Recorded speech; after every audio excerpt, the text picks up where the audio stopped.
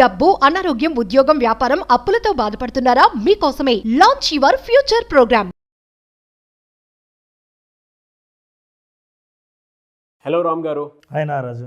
ఈ వీడియోలో ఏ అలవాట్లు ఏ మనిషిని ఏ వెల్తీ మైండ్ సెట్కి తీసుకువెళ్తుంది అంటారు? నారాజు, నువ్వు అడిగిన క్వశ్చన్లో నాకు ఒక పాయింట్ నచ్చింది. వెల్తీ మైండ్ సెట్కు దారితీసేది ఏంటి అని. ఈ పదం అందరికీ రాదు నారాజు.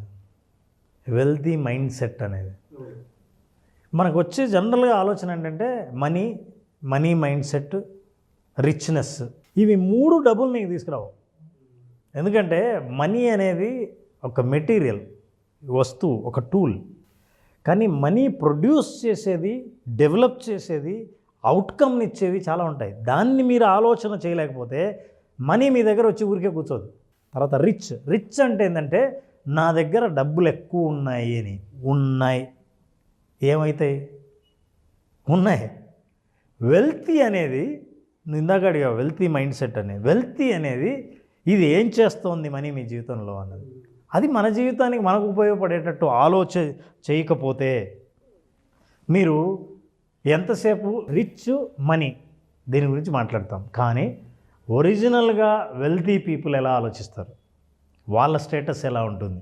నిజం చెప్పాలంటే మనం గత ఎపిసోడ్లలో చాలామంది గురించి మాట్లాడుతున్నాం. రీసెర్చ్లో బయటపడిన మైండ్ సెట్స్లో మొదటిది మనీ అవాయిడెన్స్. వీళ్ళు మనీ వద్దంటారు. మనీని పూర్తిగా చిన్నప్పటి నుంచి ఉన్న మనీ స్క్రిప్ట్స్ ద్వారా ఈ మనీని అసహించుకోవడం, దూరంగా ఉండడానికి వాళ్ళకున్న జస్టిఫికేషన్స్ చెప్తూ ఉండడం చేస్తారు.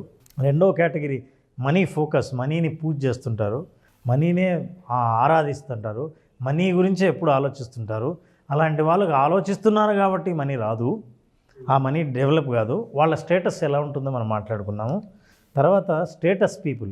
ఈ మనుషులు ఎక్కువ ఎగ్జిబిట్ చేయడానికి ప్రయత్నిస్తారు, ప్రదర్శనకి ఇష్టపడతారు. వాళ్ళకు ఎంత ఉందో అంతా అవతల వాళ్ళకి కనపడాలని చూస్తారు. మనం ఒకసారి అంటుంటాం కదా, సినిమాలో సెట్టింగ్ వేస్తే సినిమా బడ్జెట్నంతా ఒక సెట్టింగ్లో కనిపించాలి అని. సో అట్లా మన దగ్గర ఎంత ఉందో అవతల వాళ్ళకి తెలియకుండా పడ్డా ఏమో ప్రయోజనం? ఎంత ఉందో తెలియాలంటే ఒక 3-4 వస్తువులు చూపిస్తే చాలు మనకు ఎంత ఉందో తెలుస్తుందని. సో అలా తెలుసా, రీసెంట్ న్యూస్ నారాజు, నేను యాక్చువల్లీ దుబాయ్కి వెళ్ళినప్పుడు నాకు రోల్స్ రాయ్స్ కార్లు చాలా మామూలుగా కనిపించేసాయి. Owner is driving and parking the car. తర్వాత ఈ మధ్య ఒక కంట్రీ ఏం చేసిందంటే పోలీస్ కార్ని, రోల్స్ రాయ్స్ని కొని పోలీస్ కార్స్గా వాడుతుంది. ఎందుకయ్యా వాడుతుందంటే చాలామంది యూత్ పోలీస్ డిపార్ట్మెంట్లో జాయిన్ అవ్వడానికి ఇష్టపడడం లేదని వాళ్ళని అట్రాక్ట్ చేయడం కోసం రోల్స్ రాయ్స్ కార్ని, మీరు పోలీస్ డిపార్ట్మెంట్లో జాయిన్ అవుతే you will do your duty on this Rolls Royce car. చూడు వాట్ స్ట్రాటజీస్. అంటే పీపుల్ మైండ్ సెట్ని మీరు ఏ రిచ్నెస్కి యాక్చువల్ కోరుకుంటారు. మనం లాస్ట్ టైం సోషల్ మీడియాలో కూడా ఎలా ప్రొజెక్ట్ చేస్తారో అని మాట్లాడుకున్నాం. స్టేటస్ పీపుల్ అంటే ఉన్నది చూపించడం కోసం ప్రయత్నించేవాళ్ళు. నిజం చెప్పాలంటే వాళ్ళ ఆదాయం తక్కువ ఉంటుంది, వాళ్ళ ఖర్చు ఎక్కువ ఉంటుంది. వాళ్ళు ప్రదర్శించడానికి అనువైన ఖర్చు పెట్టడం కోసం అప్పులు ఎక్కువ చేస్తారు, సోషల్ మీడియాలో ఎక్కువ చూపిస్తారు. ఎవరో గుర్తించినట్టున్నారు Nagaraju. This is a human mindset. ఇంకోటి, ఏది మనం ఇది తప్పు ఇది రైట్ అనట్లా. ఇలా ఎందుకు ఆలోచిస్తాం, అలా ఆలోచించినప్పుడు ఎలా ప్రదర్శిస్తాం, ఎలా కనిపించడానికి ప్రయత్నిస్తాం, వీటన్నిటి వల్ల డబ్బు ఏమన్నా మీ జీవితంలోకి వస్తుందా, నిలబడుతుందా, సంపాదించగలుగుతారా లేదా అన్న వాస్తవాలు, రీసెర్చ్ వాస్తవాలు మాట్లాడుతున్నాం, అభిప్రాయాలు మాట్లాడడం లాగా. ఇప్పుడు ద లాస్ట్ వన్, 4వ కేటగిరీ, 4వ మనీ మైండ్ సెట్ ఏంటంటే that is money vigilant. Vigilant people ఏంటంటే జాగ్రత్తగా ఉండేవాళ్ళు. డబ్బులంటే జాగ్రత్త వేరు, భయం వేరు. జాగ్రత్త అంటే కాపాడుకునే బాధ్యత, అది విజిలెంట్. ఇది అసెట్ క్రియేట్ చేయడానికి ఇది బాగా ఉపయోగపడుతుంది సార్. అది వెల్త్ అసెట్ కావచ్చు, హెల్త్ అసెట్ కావచ్చు, సోషల్ అసెట్, పర్సనల్ అసెట్. బహుశా నువ్వు దగ్గరగా ఫాలో అవుతున్నావు కాబట్టి పట్టేసావు నా. మా మదర్ నేర్పించిన అతిపెద్ద టర్మినాలజీ ఇది. Very good. మా ఫాదర్ నాకు పేషెన్స్ నేర్పిస్తే, మా మదర్ నాకు లైఫ్ స్కిల్స్ నేర్పించారు సార్. ఈ రెండే నా స్కిల్స్. నేను ఎవరి మీద మోటివేషన్ కోసం ఆధారపడినా, నన్ను నేనే మోటివేట్ చేస్తాను. కొంతమంది తల్లిదండ్రులు ఆస్తులు ఇస్తే, కొంతమంది సంస్కారాలు ఇస్తారు. ఇవన్నీ ఆ సంస్కారాలే మనకు సంపాదించాలి. అవును. చాలామంది భ్రమ ఏమంటే మనం ఆస్తులు డబ్బులు బాగా బ్యాంక్ బ్యాలెన్సు నెక్స్ట్ జనరేషన్కి ఇద్దాం అనుకుంటారు, కానీ అవి పోగొట్టుకుంటే తిరిగి సంపాదించడానికి కష్టపడాలి. సంస్కారాలు పోగొట్టుకునే ప్రసక్తే లేదు, ఎవడు దోపిడీ చేసే ప్రసక్తే లేదు, నువ్వు పెట్టుబడి పెట్టి మోసపోయే అవకాశమే లేదు. సంస్కారాలు అంత గొప్పవి.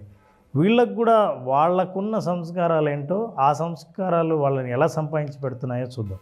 షూర్. దారాజ్ money vigilant people believe in saving, not spending. నువ్వు నాకు డబ్బులు సంపాదించి ఎట్లా ఖర్చు పెట్టచ్చు, ఎంత సుఖంగా ఉండొచ్చు, ఎంత రిచ్గా ఉండొచ్చు, ఏ ఫ్లైట్లో నువ్వు స్పెండింగ్ ఆలోచన చేస్తావు కదా. వాళ్ళు సేవింగ్ ఆలోచించడం వల్ల స్పెండ్ బాగా చేయగలుగుతారు. నువ్వు స్పెండింగ్ గురించి ఆలోచించడం వల్ల సేవింగ్ గురించి ఆలోచించలేవు. సేవింగ్ అంటే నేను మామూలు చిన్న చిత్క సేవింగ్ల గురించి మాట్లాడడంలా. సేవింగ్ అంటే ఎట్లా అంటే money should be saved and not spent అనేది ఫస్ట్ ప్రిన్సిపల్ వాళ్ళు నమ్ముతారు. మనీ అనేది ఖర్చు పెట్టడానికి కాదు, దాన్ని ఉత్పాదన, దాని నుంచి ఏదైనా డెవలప్ చేయడానికి, ప్రొడ్యూస్ చేయడానికి అని నమ్ముతారు. Not to be spend, it has to be saved. ఎందుకు సేవ్ చేయాలి అంటే సేవ్ ఫర్ డిఫికల్ట్ టైమ్స్, కష్టకాలానికి మనం సేవ్ చేయాలి అని.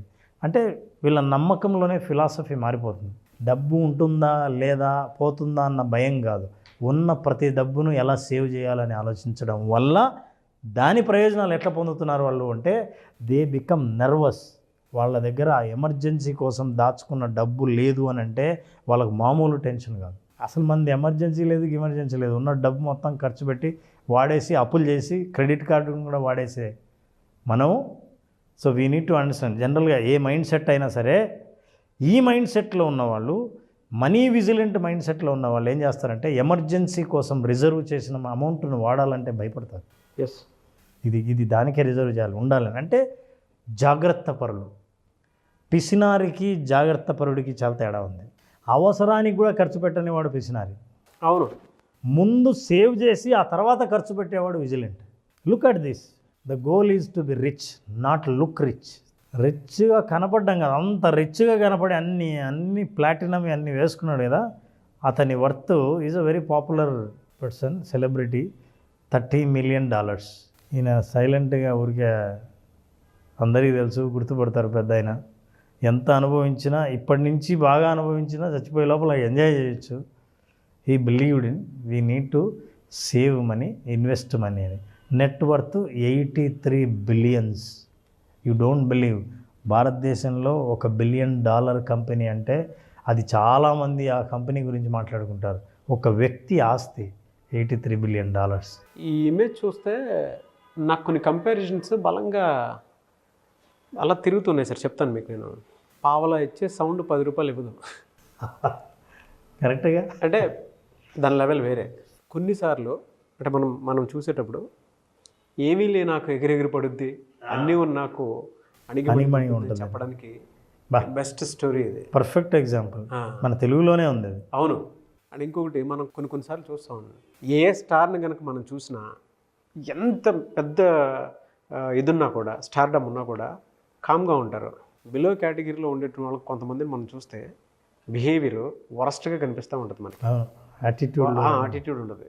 వాళ్ళు ఎదక్కపోవడానికి, వీళ్ళు స్టార్ అవ్వడానికి ఉన్న క్వాలిటీ ఏదైనా ఉంది అని అంటే ఇక్కడ ఉన్న పిక్చరే ద బెస్ట్ ఎగ్జాంపుల్. ఇంకా ఈ పిక్చర్ చూస్తే ఏమంటావు Naraju? The goal is to be rich, not look rich. ఆయన టీ షర్టు ప్యాంట్ మామూలుగా వేసుకున్నాడు, ఆయన ఏమో జీన్స్ ప్యాంటు, అది స్టాండర్డ్గా స్టీవ్ జాబ్స్ వేసుకునేది. See now how he is. వాళ్ళు ఎక్కడన్నా రిచ్గా కనిపించే ప్రయత్నం చేస్తున్నారు, అది చెయ్యరు. ఆలోచనలలో రిచ్నెస్ ఉంటుంది,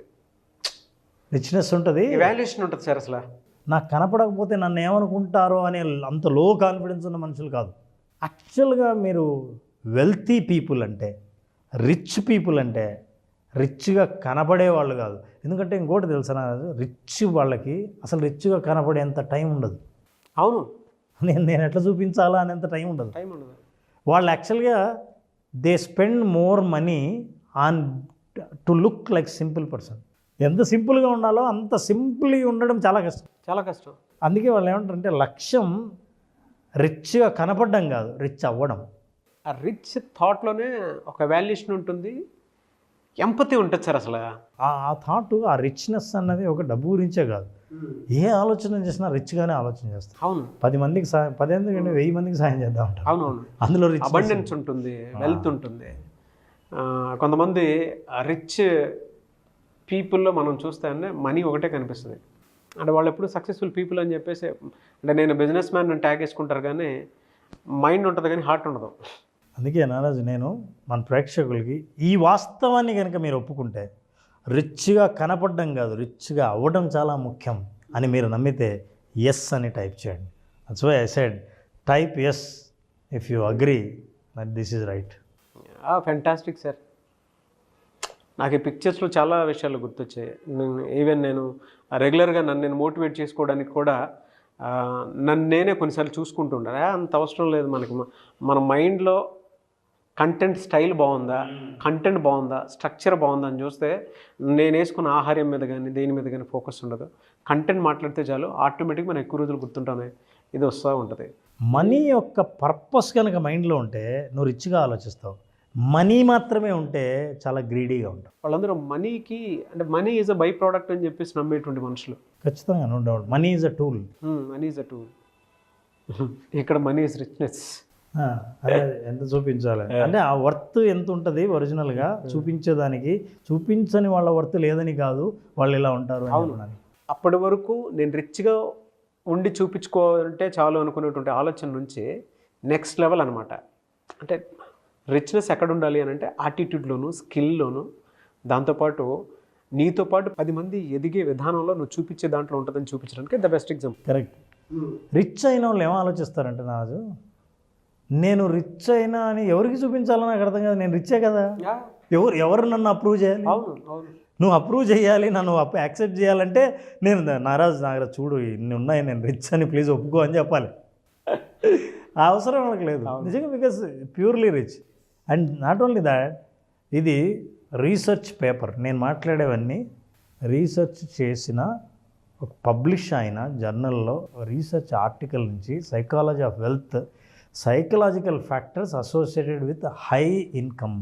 బాగా ఇన్కమ్ నిజంగా బాగున్న వాళ్ళ సైకాలజీ ఎట్లా ఉంటుంది, వాళ్ళ ఫ్యాక్టర్స్ ఏంటివి అని పబ్లిష్ అయిన పేపర్ ఇది. దాని నుంచి వాళ్ళు రాశారు, వాళ్ళు తీసుకున్న ఎగ్జాంపుల్సే I'm just showing you pictures. వాళ్ళు ఏం నమ్ముతారంటే, మనం ఇంతకుముందు మాట్లాడుకున్నాం వాళ్ళ క్యారెక్టరిస్టిక్, లో ఇన్కమ్ ఉంటుంది, పూర్ ఉంటారు, ఎడ్యుకేషన్ తక్కువ ఉంటుందని. వీళ్ళు ఏం ఆలోచిస్తారంటే వాళ్ళు సేవర్స్ అండ్ ఇన్వెస్టర్. సేవ్ చేసిన డబ్బును ఇన్వెస్ట్ చేస్తారు, నాట్ స్పెండ్. అంటే దాని అర్థం మీరు చెయ్యరా అంటే ఇన్వెస్ట్ చేస్తారు కాబట్టే ఎంతైనా స్పెండ్ చేయగలిగిన శక్తి వాళ్ళకి పెరుగుతుంది. అంటే ఇన్వెస్ట్మెంట్ గురించి ఆలోచన చేస్తారు. కానీ ఫేక్ రిచ్ వాళ్ళందరూ ఉండడం మీద, కలిగి ఉండడం మీద, దాచుకోవడం మీద, చూపించడం మీద, ఉందని ఇతరులకు తెలియజెప్పడం మీద దృష్టి పెడతారు. Yes. So look at this, they believe savers and investors. Next they have high income. ఒరిజినల్గా వాళ్ళ ఇన్కమ్ చాలా హై ఉంటుంది. తమాష ఏంటంటే వాళ్ళు చెప్పేదానికంటే వాళ్ళ ఇన్కమ్ ఎక్కువ ఉంటుంది. అవును. కానీ మిగతా మైండ్ సెట్స్ మనం చూసినప్పుడు వాళ్ళు చెప్పిన దానికంటే తక్కువ ఇన్కమ్ ఉంటుంది. అంటే రిచ్ లాగా కనిపించే ప్రయత్నం చేయడానికి, నిజంగా రిచ్ అవ్వడానికి. పోనీ వీళ్ళు ఏమైనా తక్కువ ఖర్చు పెడతారా, సేవ్ చేస్తారు, సేవ్ చేస్తున్నారు కాబట్టి ఖర్చు పెట్టరు అనుకుంటారేమో. Look at this, high net worth వాళ్ళు చేసే మామూలు పనులే, బిజినెస్ ట్రిప్ మీద చార్టెడ్ ఫ్లైట్స్లో పోతున్నా కూడా వాళ్ళ net worth is very high. They need not show. సైలెంట్గా ఎయిర్పోర్ట్ పోతే వాళ్ళు ఏ ఫ్లైట్ ఎక్కుతున్నారో నీకు కనిపించదు. True sir. So net worth is very high for them. మనిషి ఆలోచనలు డబ్బు చుట్టూ తిరుగుతున్నప్పుడు ఈ ఆలోచనల్లో మనలో ఎక్కడైనా లోపం ఉందా, మన ఆలోచనలను కరెక్ట్ చేసుకోవాల్సి ఉందా, మనం సంపాదించకపోవడానికి, సంపాదించింది మన దగ్గర నిలబడకపోవడానికి, మనం రిచ్ కాకపోవడానికి, మన రిచ్ మైండ్ సెట్ లేకపోవడానికి, వెల్తీ పీపుల్ అంటే అర్థం తెలియకపోవడానికి కారణం మన గురించి మనకి ఎన్ని రోజులు తెలియకపోవడమేనా అని తెలుసుకుంటే, ఖచ్చితంగా అలాంటి వాళ్ళ మైండ్ సెట్ షిఫ్ట్ చేసి ఒక థెరపిటికల్ సెషన్స్ ద్వారా, మనం చేసే ప్రోగ్రాం ద్వారా మైండ్ సెట్ని మార్చడం ద్వారా వాళ్ళ మెంటల్గా రియల్ సాటిస్ఫాక్షన్, అంటే ఎదుటివాడికి ప్రదర్శన ద్వారా సాటిస్ఫాక్షన్ కాకుండా రియల్ సాటిస్ఫాక్షన్ని, వెల్తీ పీపుల్ పొందే సాటిస్ఫాక్షన్ని ఎలా పొందొచ్చో మన ప్రోగ్రామ్ అటెండ్ అయిన వాళ్ళకి ఖచ్చితంగా తెలుస్తుంది. ఇది కంప్లీట్గా విజువలైజేషన్ 2.0 హ్యాపీ మనీని క్రియేట్ ఎట్లా చేస్తారో వాళ్ళందరూ హ్యాపీనెస్ గురించి మాట్లాడగలిగే స్థితి తీసుకురాగలం. Thank you so much Ram sir. Thank you Naraj.